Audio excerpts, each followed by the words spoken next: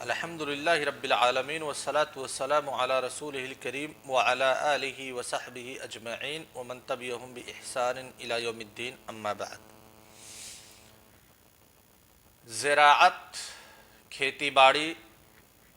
حراسہ یا پھر فلاحہ کے تعلق سے قرآن کریم میں جو آیات وارد ہوئی ہیں ان آیات کا مختصراً ہم دراسہ کر لے رہے ہیں۔ جتنی بھی آیات وارد ہوئی ہیں زراعت کے تعلق سے، ان آیات میں یا تو اللہ تعالیٰ نے اپنی نعمتوں کا تذکرہ کرتے ہوئے بیان کیا ہے کہ ہم نے تمہارے اوپر بے شمار نعمتیں نچھاور کی ہیں، انہی نعمتوں میں سے یہ ہے کہ ہم تمہارے لیے زمین سے کھیتیوں کو اگاتے ہیں، دانوں کو اگاتے ہیں، تم ان دانوں کا استعمال کرتے ہو، ان غلہ جات کا استعمال کرتے ہو، تمہارے مویشی بھی اس کا استعمال کرتے ہیں۔ یا تو اس طریقے کی بات ہے، یا تو پھر اللہ تعالیٰ نے جو چیزیں زمین سے پیدا ہوتی ہیں ان چیزوں کا تذکرہ کیا ہے کہ زمین سے یہ چیزیں پیدا ہوتی ہیں اور آپ لوگ ان ساری چیزوں سے استفادہ کرتے ہو۔ ساری کی ساری آیات کھیتی پہ، زراعت پہ یا پھر زراعت کے ذریعہ سے جو چیزیں پیدا کی جاتی ہیں، جو انتاج کیا جاتا ہے، اس پہ واضح دلیل ہیں اور انہی چیزوں کی طرف اشارہ کر رہی ہیں۔ اور مقصد ان آیات کو اکٹھا کرنے کا صرف یہی ہے تفسیر موضوعی کے ماتحت کہ جب زراعت میں اتنی ساری چیزیں، زراعت کے ذریعہ سے اتنی ساری چیزیں پیدا کی جا سکتی ہیں، اتنا یہ فائدے کی چیز ہے، اللہ تعالیٰ نے اس کو اپنی نعمتوں میں سے ایک نعمت شمار کیا ہے، تو پھر مسلمانوں میں سے کسی ایک طبقہ کو چاہیے کہ کم سے کم وہ زراعت کے پیشے سے اپنے آپ کو مشغول رکھیں، زراعت کے پیشے میں اپنے آپ کو مشغول رکھیں۔ اسی لیے علماء کرام نے کہا ہے کہ زراعت دراصل مباح ہے، لیکن کسی چند ایسے افراد کے حق میں وہ فرض کفایہ کے درجے تک پہنچتا ہے۔ جو افراد اس زراعت کے ذریعہ سے، کھیتی باڑی کے ذریعہ سے امت کے جو لوگ ہیں ان لوگوں کی حاجات کو، ان لوگوں کی ضروریات کو، روزمرہ کی ضروریات کو پوری کر سکیں۔ ہاں شباب، شروع کرتے ہیں۔ سب سے پہلی آیت جو زراعت کے تعلق سے وارد ہوئی ہے سورۃ الانعام آیت نمبر 99 میں اللہ تعالیٰ ارشاد فرماتے ہیں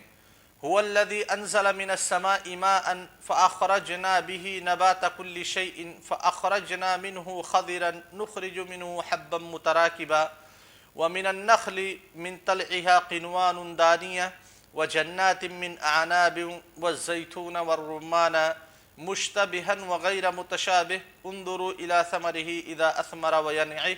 ان في ذلكم لآيات لقوم يؤمنون۔ یہ آیت گزر چکی ہے۔ زراعت کی اہمیت، زراعت کی فضیلت کے تعلق سے جب گفتگو ہو رہی تھی، اس آیت میں اللہ تعالیٰ نے لوگوں کو یا مومنوں کو مخاطب کرتے ہوئے کہا ہے کہ اگر مومنوں کو چاہیے اللہ تعالیٰ کی نشانیوں میں غور و فکر کرنا، تو پھر مومنین اللہ تعالیٰ کی نشانیوں میں غور و فکر کر کے اپنے ایمان کو مزید تقویت پہنچا سکتے ہیں۔ اور مومنین کے لیے اللہ تعالیٰ کی جو مختلف نشانیاں ہیں ان نشانیوں میں سے ایک نشانی کھیتی باڑی بھی ہے، زراعت ہے، فلاحہ ہے اور حراسہ ہے۔ کھیتی باڑی کیسے نشانی بن گئی؟ وَهُوَ الَّذِي أَنزَلَ مِنَ السَّمَاءِ مَاءً، اللہ تبارک و تعالیٰ کی ذات تھی، وہ ذات ہے جس نے آسمان سے پانی کو نازل کیا، بارش کو نازل کیا۔ فَأَخْرَجْنَا بِهِ نَبَاتَ كُلِّ شَيْءٍ، اس بارش کی وجہ سے ہر ایک چیز کے پودوں کو ہم نے اگایا۔ یہ اللہ تبارک و تعالیٰ کی نعمتوں کا تذکرہ چل رہا ہے۔ تو زمین جس پہ کوئی پودا نہیں لگا ہوا تھا، جب آسمان سے بارش کا نزول ہوا، اس زمین کے اندر سے پودے نکل آئے۔ فَأَخْرَجْنَا مِنْهُ خَضِرًا نُخْرِجُ مِنْهُ حَبًّا مُتَرَاكِبًا، ہریالی چاروں طرف پھیل جاتی ہے، उस हरे पौधे में एक वक्त आता है कि उसमें बालियां लगती हैं, वो बालियां भी हरी होती हैं, फिर एक वक्त आता है कि वो बालियां पक जाती हैं, सूखी हो जाती हैं, दाने जो उनके अंदर होते हैं वो मजबूत हो जाते हैं। ऐसे ही खजूर के बागात हैं, अंगूर के बागात हैं, जैतून है, रुम्मान है, जो कभी कभार एक ही शक्ल के होते हैं और कभी कभार मुख्तलिफ शक्लों के होते हैं, मुख्तलिफ जायके होते हैं, शक्ल एक हो लेकिन जायके मुख्तलिफ होते हैं। अल्लाह ताला फिर कहते हैं उन्दुरु इला समरिही इदा असमर, जब ये खेतियाँ फल देती हैं, जब ये दरख्त फल देते हैं तो उनके फलों को देखो। इन्न फी ज़ालिका लआया, इन्न फी ज़ालिका, उसके बाद कहा वयनई, उन्दुरु इला समरिही इदा असमरा वयनई, कि जब पहली मर्तबा उसमें फसल लगता है तो उस फसल को देखो कि वो किस हालत में होता है। वयनई, और जब वो फसल पक जाती है मुकम्मल तौर से, जब वो फसल तैयार हो जाती है तब फिर उसकी शक्ल कैसी हो जाती है, इन दोनों को देखो। इन्न फी ज़ालिकुम लआयातिन, इन सारी चीज़ों में तुम्हारे लिए वाज़ह निशानियाँ हैं। ये निशानियाँ इस बात पर दलील हैं, इस बात पर दलालत करती हैं कि अल्लाह ताला तमाम इंसानों को ज़िंदा करेगा, उनके मरने के बाद, उनके फना हो जाने के बाद दोबारा उनको ज़िंदा करेगा। जैसे कि अल्लाह ताला ने एक सूखी ज़मीन से फलों को पैदा किया, फसलों को उगाया, खेतियों को उगाया। हाँ शबाब। दूसरी आयत है सूरतुल अनआम की आयत नंबर 141। अल्लाह तबारक व तआला इरशाद फरमाते हैं वहुवल्लज़ी अंशा जन्नातिन मारूशातिन व गैर मारूशात वन्नखला वज़्ज़रअ मुख्तलिफन उकुलुहु वज़्ज़ैतून वर्रुम्मान मुतशाबिहन व गैर मुतशाबिह कुलू मिन समरिही इदा असमर व आतू हक़्क़हु यौम हसादिह वला तुसरिफू इन्नहु ला युहिब्बुल मुसरिफीन। वहुवल्लज़ी अंशा जन्नात, वही अल्लाह तबारक व तआला की ज़ात है जिसने बागात को पैदा किया। जहाँ पे भी आप बागात देखते हैं उन बागात का खालिक सिर्फ अल्लाह तबारक व तआला ही है। वो बागात कुछ ऐसे हैं मारूशात जो कि ज़मीन पे बिछे हुए हैं, यानी बेल की शक्ल में। जो चीज़ें ज़मीन से उगती हैं एक तो पौधे की शक्ल में होती हैं और एक बेल की शक्ल में। बेल की शक्ल में मतलब ये जो ज़मीन ही पे लेटी रहती हैं, उनका दरख्त, उनका पौधा ज़मीन के ऊपर खड़ा नहीं होता है। समझ रहे हो ना शबाब? हाँ मशाइख, बेल खाने वाला नहीं, बेल उर्दू ज़ुबान है। ऐसे पौधों को कहा जाता है जो किसी दूसरे के सहारे टिके रहते हैं। मसलन खीरा, ककड़ी, ये सब देखे हो, तरबूज, ये जमीन ही पे पड़े रहते हैं। जैसे गेहूं की बाली होती है, गेहूं का पौधा होता है, गेहूं का पौधा जमीन से निकलता है, सीधा खड़ा हो जाता है, ठीक है, जमीन के ऊपर। तो ये पौधे हैं। बेल पौधों की एक किस्म है जो जमीन ही पे लेटे रहते हैं, ठीक है। हाँ शबाब,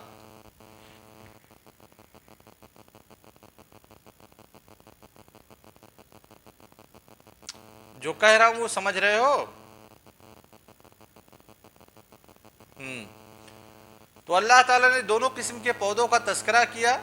एक पौधा वो जिसे हम बेल कहते हैं, यानी जो ज़मीन पर लेटे रहते हैं, उनके अंदर कोई तना नहीं होता जिस तने के सहारे वो ज़मीन के ऊपर खड़े हो सकें।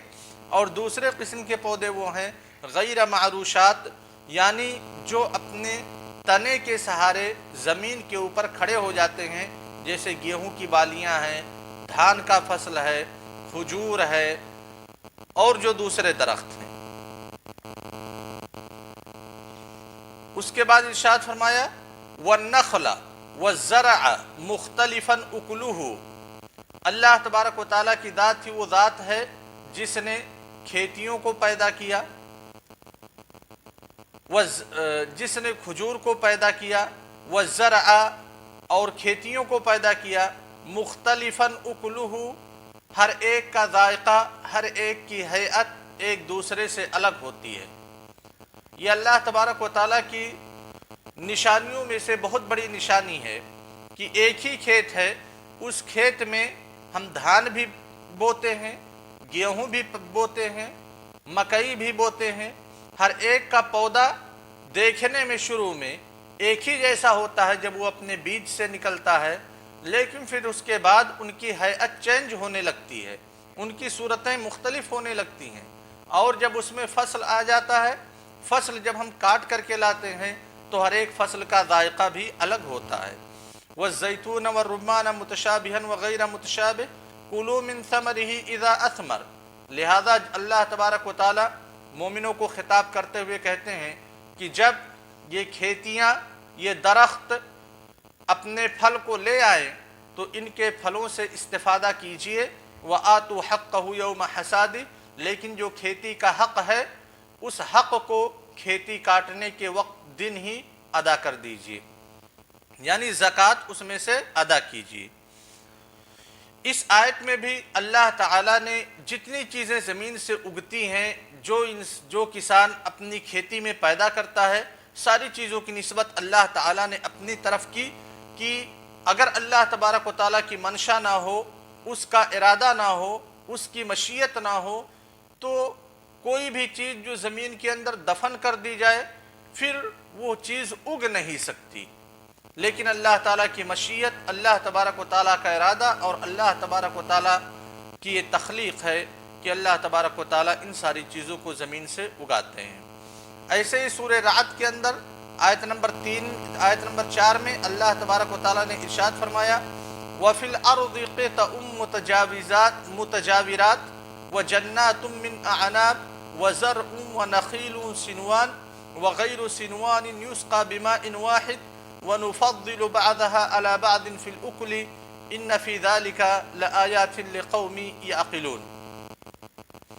कि ज़मीन में मुख्तलिफ हिस्से होते हैं, एक दूसरे से जो आपस में मिले हुए होते हैं। वह जन्नात मिन अअनाब, खजूर अंगूर के बागात, व ज़रउन और खेतियाँ, व नख़ीलुन सिनवान और एक ही किस्म के खजूर, वगैर सिनवान और मुनफरिद तौर पे लगाए हुए खजूर के दरख्त,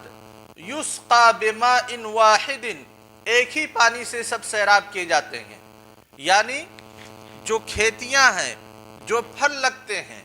उनको सैराब करने के लिए एक ही पानी इस्तेमाल किया जाता है, लेकिन उसके बावजूद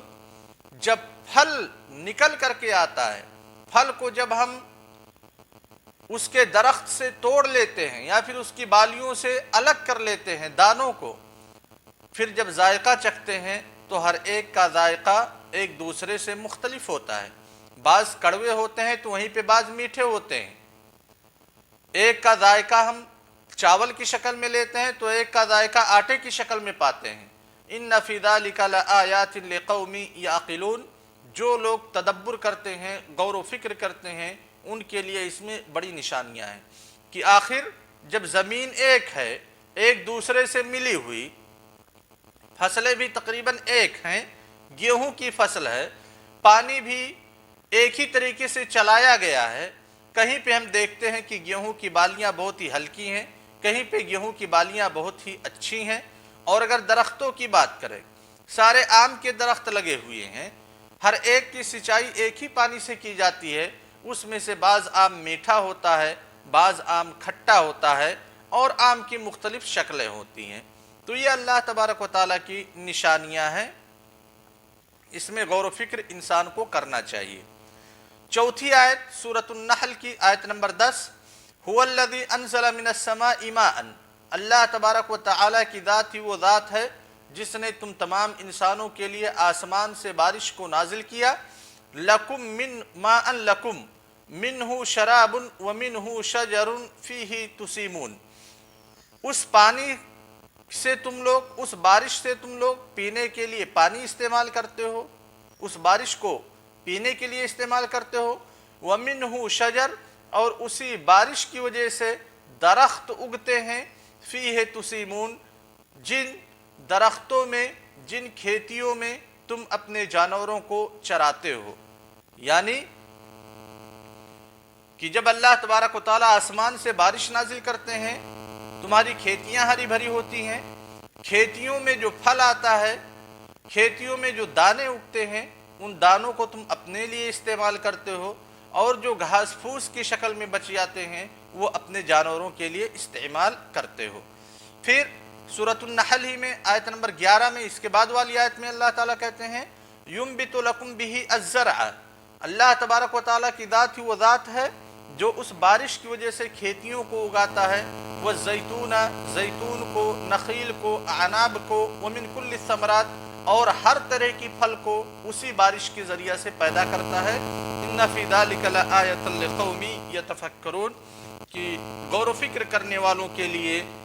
اس میں بہت بڑی نشانیاں ہیں۔ پھر سورۃ النحل آیت نمبر 13، یعنی اس آیت کے بعد ایک آیت چھوڑ کر کے تیسری آیت میں، دوسری آیت میں اللہ تعالیٰ کہتے ہیں وَمَا ذَرَأَ لَكُمْ فِي الْأَرْضِ مُخْتَلِفًا أَلْوَانُهُ إِنَّ فِي ذَلِكَ لَآيَةً لِقَوْمٍ يَذَّكَّرُونَ، کہ اللہ تعالیٰ نے وَمَا ذَرَأَ لَكُمْ فِي الْأَرْضِ، زمین میں جو کچھ تمہارے لیے پیدا کیا، چاہے وہ حیوان ہوں، چاہے وہ نباتات ہوں، مختلفاً الوان،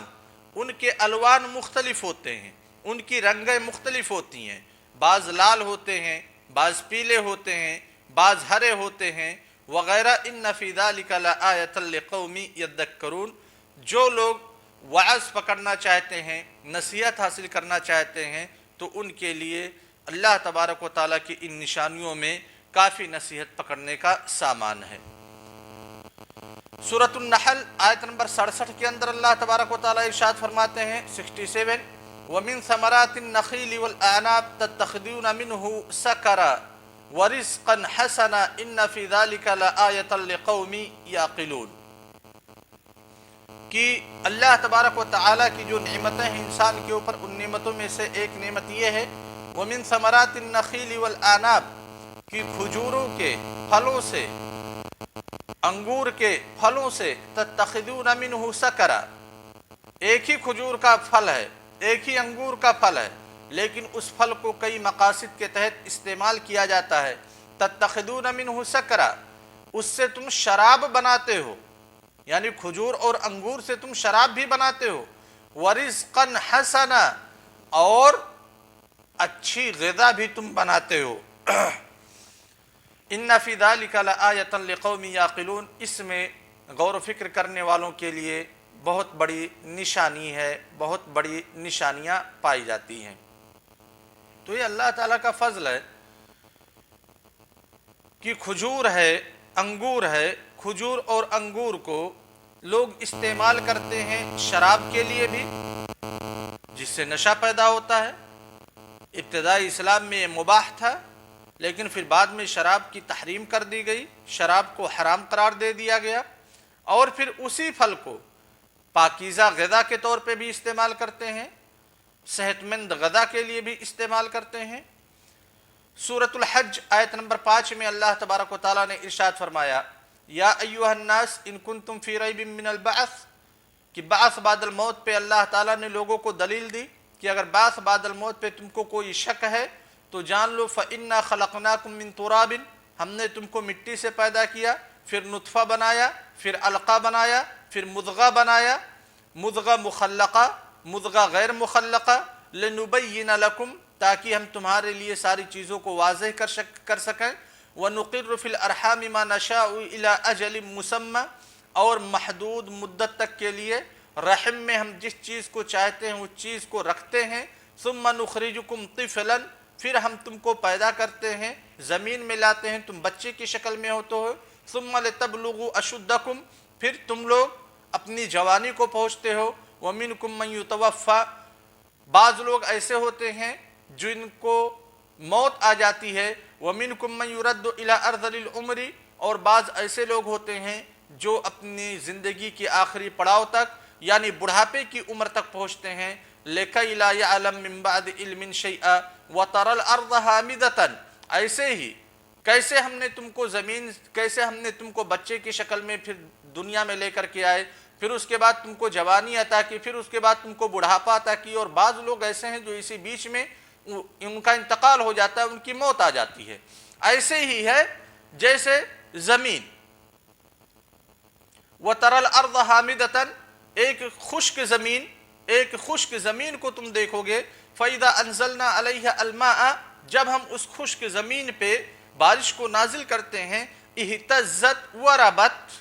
وہ زمین ہل جاتی ہے، حرکت کرتی ہے، وربت اور بڑھ جاتی ہے، وَأَنبَتَتْ مِن كُلِّ زَوْجٍ بَهِيجٍ، اور دل خوش کرنے والے جوڑوں کو وہ پیدا کرتی ہے، دل خوش کرنے والے پودوں کو پیدا کرتی ہے۔ یہ زمین کی خاصیت ہے۔